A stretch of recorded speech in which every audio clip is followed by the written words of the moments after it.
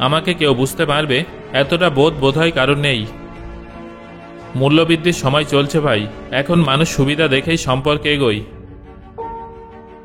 প্রত্যেকটা দরিদ্র পরিবারে এমন একজন সদস্য অবশ্যই থাকে যে নিজের পরিবারকে দারিদ্রতা থেকে বের করে উচ্চবিত্ত পরিবারে বদলে দিতে পারে। আপনার পরিবারে আপনি কিন্তু সেই ব্যক্তিটা হতে পারেন। সেই সমস্ত মূর্খ মানুষরা অন্যদেরকে ঘৃণা করে যারা ভাবে যে তারা সারা জীবন বেঁচে থাকবে। আপনি কতটা দুঃখে আছেন বা আপনি কতটা হতাশ আছেন কিংবা কতটা ভেঙে পড়েছেন, এতে কারো কিচ্ছু আসে যায় না। তাই নিজেকে গুরুত্ব দিন, নিজের লক্ষ্যে অবিচল থাকুন। জীবন হলো দুচাকা সাইকেলের মতো, ব্যালেন্স ততক্ষণই থাকবে যতক্ষণ আপনি চলতে থাকবেন। আপনি যত কম কথা বলবেন আপনার শব্দ তত বেশি প্রভাবশালী হতে শুরু করবে। কারোর দয়া দাক্ষিণ্যে আপনি বেশি দিন বাঁচতে পারবেন না, তাই কারোর থেকে দয়া বা সাহায্যের আশা না করে নিজে বাঁচতে শিখুন। সবসময় তর্ক করাই একমাত্র বিকল্প নয়। আপনি চাইলে সরাসরি এটাও বলতে পারেন যে আপনি সেই কথায় সহমত নন। আশা এবং বিশ্বাসের মধ্যে সবথেকে বড় পার্থক্য হলো এটাই যে আশা ভঙ্গ হলে আপনি সেটা থেকে বেরোতে পারবেন, কিন্তু বিশ্বাস ভঙ্গ হলে সেই যন্ত্রণা থেকে বেরিয়ে আসা ভীষণ কঠিন। যখনই আপনার মনে হবে যে আপনি পরিশ্রম অনুযায়ী ফল পাচ্ছেন না, তখন নিজেকে একটা জিনিস অবশ্যই মনে করাবেন যে এখনো হয়তো আপনার পরিশ্রমে কোনো খামতি আছে। যদি আপনার ছেলেবেলা স্মরণীয় না হয়ে থাকে, তাহলে আপনার থেকে ছোটদের ছেলেবেলা স্মরণীয় করে তুলুন। কারণ যেভাবে আপনার কাছে একটাই ছেলেবেলা ছিল, সেইভাবে তাদের কাছেও একটাই ছেলেবেলা আছে। কখনো কখনো সবকিছু পাওয়ার জন্য সবকিছু হারাতে হয়। আপনি আপনার চিন্তাগুলো যতটা সিরিয়াসলি নিয়ে থাকেন, আপনার চিন্তাগুলো কিন্তু ততটা সিরিয়াসলি অন্য কেউ নেবে না। আর এই জন্য আপনারা আপনার চিন্তাগুলোকে সিরিয়াসলি নেওয়া উচিত নয়, কারণ চিন্তা করার নেতিবাচক প্রভাব আপনার উপরেই পড়বে।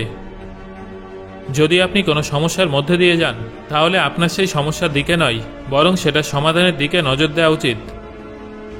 যারা ঘৃণা করে তাদের জন্য জীবনটা অনেক ছোট হয়, তাই ঘৃণা করার পরিবর্তে নিজের কাজের দিকে মন দেওয়া অনেক গুণ ভালো। যদি আপনি প্রথমবারে সফল না হয়ে থাকেন, তাহলে আপনার মধ্যে এবং মহান ব্যক্তিত্বদের মধ্যে একটা অনেক বড় মিল আছে, কারণ তারাও প্রথমবারে সফল হননি। আজ আপনি যত টাকায় উপার্জন করুন না কেন, আপনাকে আপনার বৃদ্ধ বয়সের জন্য অবশ্যই অর্থ সঞ্চয় করে রাখা উচিত। এই গোটা ব্রহ্মাণ্ডে আজ আমরা সেই জায়গায়, সেই মুহূর্তে বেঁচে আছি যে মুহূর্তে আমরা কিছু করতে চাই। মানুষ আপনার সম্পর্কে কী ভাবছে এটা ভাবা আপনার কাজ নয়। আপনি যদি তাদের কাজ করেন, তাহলে আপনার কাজ কে করবে? যদি আপনি বয়স্ক না হয়ে ভবিষ্যতে বাঁচতে চান, তাহলে নিজেদের থেকে বড়দের সাথে অবশ্যই সময় কাটান, কারণ বয়সের সাথে সাথে অভিজ্ঞতা বাড়ে। আপনার আনন্দের চাবিকাঠি শুধুমাত্র আপনার নিজের হাতেই আছে। যদি সেটা অন্য কারোর কাছে থেকে থাকে, তাহলে সেটা নিজের কাছে ফিরিয়ে আনুন। ক্ষমা করতে শিখুন, সেই কিন্তু ক্ষমা করতে পারে যে সঠিক হয়। আর নিজের এই সঠিক দিকটাকে এড়িয়ে গিয়ে নিজেকে ভুল প্রমাণ করবেন না। মানুষ নিজে ভুল করলে নিজেই নিজের উকিল হয়ে যায়, কিন্তু অন্যরা ভুল করলে তখন বিচারক হয়ে যায়। কখনো কোনো মূর্খ ব্যক্তির দোষ খুঁজবেন না, কারণ যদি আপনি তার দোষগুলো তাকে বলে দেন, তাহলে সে আপনাকে ঘৃণা করবে। কিন্তু আপনি যদি কোনো বুদ্ধিমান ব্যক্তির দোষ বের করেন, তাহলে সে আপনার উপর ঘৃণা করার পরিবর্তে আপনাকে ধন্যবাদ জানাবে। অনেক সময় এমন হয়ে থাকে যখন আপনার মনে হয় যে আপনি হেরে যাচ্ছেন, কিন্তু বাস্তবে আপনি তখন এটা বুঝতে পারেন না যে আপনি সেই সময় সাফল্যের কতটা সামনে দাঁড়িয়ে আছেন। এই বিশ্বের সবথেকে সুন্দর জিনিসগুলো দেখা যায় না কিংবা স্পর্শ করা যায় না, সেগুলো শুধুমাত্র অনুভব করা যায়।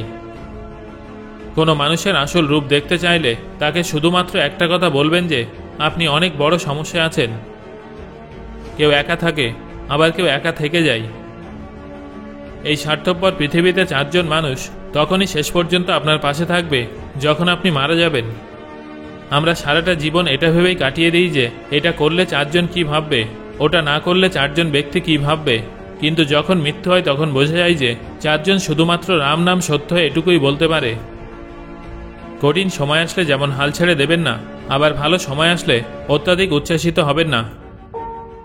আপনি নত হলে যদি কোনো সম্পর্ক বেঁচে যায়, তাহলে নত হন, কিন্তু তারপরে যদি আপনার দোষ না থাকা সত্ত্বেও বারবার আপনাকেই নত হতে হয়, তাহলে এবার থেমে যান।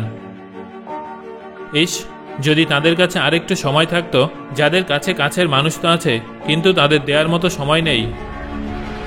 জীবনের সবথেকে গুরুত্বপূর্ণ শিক্ষাগুলো কখনো বই থেকে পাওয়া যায় না। কঠিন মুহূর্তে কেউ উপদেশ চায় না, বরং একটু সঙ্গ চাই।